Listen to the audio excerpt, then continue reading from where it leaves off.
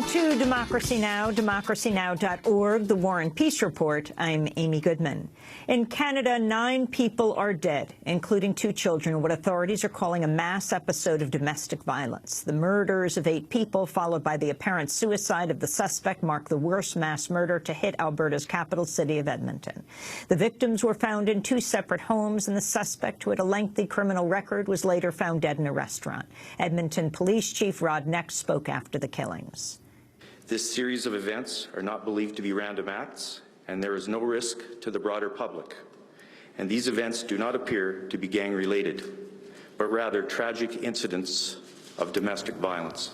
Indonesian officials have confirmed bodies and debris found in the Java Sea off the coast of Borneo are from a passenger plane carrying 162 people, which went missing en route to Singapore. Several bodies have been recovered. At least 2 have arrived back in the Indonesian city of Surabaya, where the AirAsia flight departed on Sunday. In central Yemen, a suicide bombers killed at least 33 people at a gathering of Shiite Houthi rebels. The governor of Ibb province, which is controlled by the Houthis, was reportedly among those injured in the attack. The president of the West African nation of Gambia has returned home after an apparent coup plot while he was out of the country. President Yahya Jammeh says he remains in control of Gambia after a gun battle which reportedly threw the capital Banjul into chaos. The alleged plotters, including a former army commander, were killed. President Jammeh, who rose to power in a military coup in 1994, has faced at least 2 previous coup plots. He's also faced international criticism for his repression of LGBT people and political opponents. The failed coup has sparked fears of a crackdown.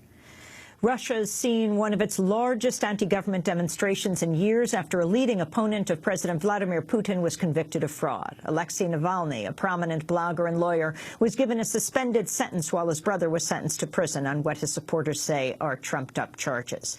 After his sentencing, Alexei Navalny broke house arrest to attend an anti-government rally where he was detained and returned to his home. As many as 250 others were arrested. Earlier today, 18 protesters, including members of the feminist punk group Pussy Riot, were detained after spending the night near Moscow's Red Square. In Washington, D.C., State Department spokesperson Jeff Rathke condemned the sentencing of the Navalny brothers. We are troubled by the guilty verdict handed down in the latest action against Alexei and Oleg Navalny. The decision is a disturbing development in our view, and it appears to be designed to further punish and deter political activism. This appears to be another example of the Russian government's growing crackdown on independent voices.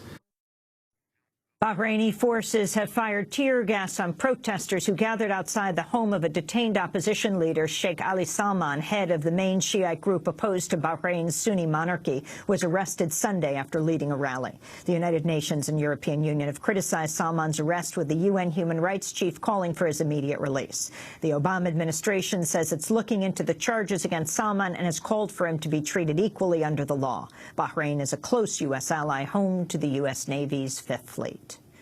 The United Nations Security Council has rejected a resolution demanding an end to the Israeli occupation of Palestinian territories within 3 years, following U.S. and Israeli pressure against it. The draft resolution also called for a peaceful solution between Israel and a sovereign Palestinian state within 12 months.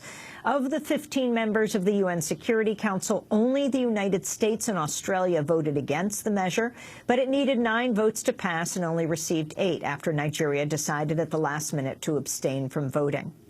The Guardian reports both U.S. Secretary of State John Kerry and Israeli Prime Minister Benjamin Netanyahu called Nigeria's President Goodluck Jonathan to ask him to oppose the measure. The United States was expected to veto the measure if it passed. The vote comes amidst widening support for Palestinian statehood, with an increasing number of European countries taking steps to recognize Palestine.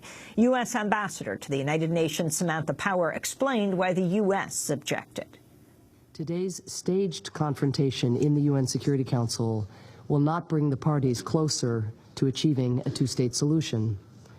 We voted against this resolution not because we are indifferent to the daily hardships or the security threats endured by Palestinians and Israelis, but because we know that those hardships will not cease and those threats will not subside until the parties reach a comprehensive settlement achieved through negotiations. The Obama administration's released 5 more prisoners from Guantánamo Bay. The prisoners include 2 men from Tunisia and 3 from Yemen, who've been held for a dozen years without charge.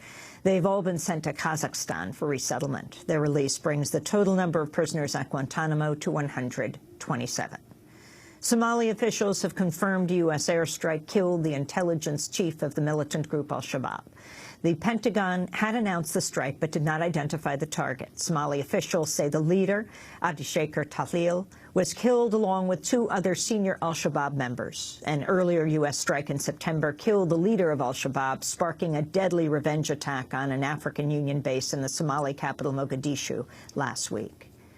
Here in New York, the Staten Island district attorney, who failed to produce an indictment of a police officer for the chokehold killing of unarmed African-American Eric Garner, has said he's seriously considering a run for the House seat vacated by Congressmember Michael Grimm. Just hours after Grimm announced he's stepping down after pleading guilty to felony tax evasion, District Attorney Daniel Donovan, a Republican, said his phone had been ringing off the hook with people urging him to run. Donovan was soundly criticized for failing to secure an indictment of Officer Daniel Pantaleo, the police officer who was caught on video wrestling Eric Garner down in a banned chokehold. Garner died after repeatedly saying, "I can't breathe." New York City police officers have reportedly launched a virtual work stoppage in protest of Mayor Bill de Blasio's comments on racial profiling and police brutality weeks ago.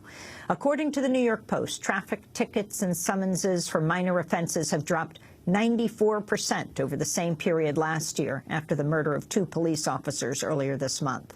Parking violations dropped 92% and drug arrests dropped 84%. In response to the Post numbers, the New York Times issued its 2nd editorial in 2 days criticizing the NYPD's protests of de Blasio. The Times wrote, quote, "What New Yorkers expect of the police department is simple. 1, don't violate the Constitution. 2, don't kill unarmed people. To that we can add, do your jobs," the Times said.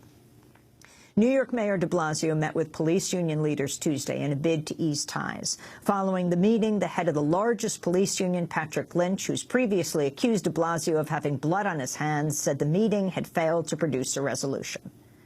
There were a number of discussions, especially about the safety issues that our members face. There was no resolve, and our thought here today is that actions speak louder than words, and time will tell.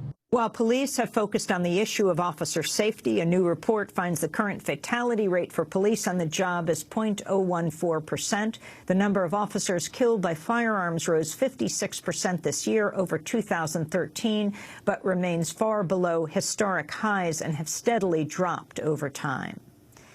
In Hayden, Idaho, a 2-year-old boy accidentally shot and killed his mother with a gun he found in her purse in a local Walmart. The boy and his mother were shopping at Walmart when the accident took place. The woman, who's 29, has not been named. Reportedly, she had a permit to carry the concealed gun. The Obama administration's found Harvard Law School, President Obama's alma mater, violated the federal statute Title IX by mishandling cases of sexual assault. The Department of Education announced Harvard Law School had agreed to reform its policies and procedures following a 4-year probe, which marked one of the department's longest-running investigations over sexual violence. In one case highlighted by the government, Harvard took over a year to make a final decision after a student issued a complaint, ultimately barring the alleged victim from participating in an appeal and then dismissing the case. Meanwhile, Harvard College remains under federal investigation for its response to sexual assault, as do scores of other colleges across the country. The world-renowned scientist, Dr. Theo Colburn, one of the leading experts on the health and environmental impacts of chemicals used to extract oil and gas, has died at the age of 87. In 2003, at the age of 76, Colburn founded the Endocrine Disruption Exchange to disseminate scientific evidence related to endocrine disruptors, chemicals that interfere with development. In 2010, Theo Colburn appeared on Democracy Now! And spoke about her research on endocrine disruptors and the chemicals used to extract natural gas through fracking. These are the chemicals that can get into the pregnant woman and enter the womb while her baby is developing in her womb and alter how those children are born. And this is our big concern today because we're facing major pandemics of endocrine-driven disorders, simple things like ADHD, autism, diabetes, obesity, early testicular cancer, endometriosis. These are all endocrine-driven disorders that we're very concerned about. And these products are being injected underground for centuries, maybe to stay before they surface, and also coming back up. Dr. Theo Colburn died on December 14th at her home in Paonia, Colorado. And Rabbi Leonard Bierman, a leading voice for social justice, peace, and the rights of Palestinians for over 6 decades, has died at the age of 93. In 1947, just before the founding of Israel, Bierman lived in Jerusalem and joined the Haganah, the Jewish militia, an experience which helped transform him into a lifelong pacifist. He soon moved to Los Angeles, where he worked as a rabbi and embarked on decades of activism, from opposing the Vietnam War in the 60s to criticizing Israel's recent assault on Gaza. In 2007, he presented the Nation Institute's Ron Ridenour Award to President Jimmy Carter. In his introduction, he spoke about striving for change. In this endeavor, there is no guarantee of victory, but there is a choice. One either collaborates with the enemy, with whatever is miserable or inhumane, with whatever is unjust, with whatever demeans the life of any human being, even those we call our enemies, or one joins the resistance and insists upon being among those who strive to diminish the store of insult and agony in the world. Rabbi Leonard Bierman died last Wednesday in Los Angeles from congestive heart failure. He was 93 years old. And those are some of the headlines. This is Democracy Now!, democracynow.org, The War and Peace Report. I'm Amy Goodman for our last report of 2014.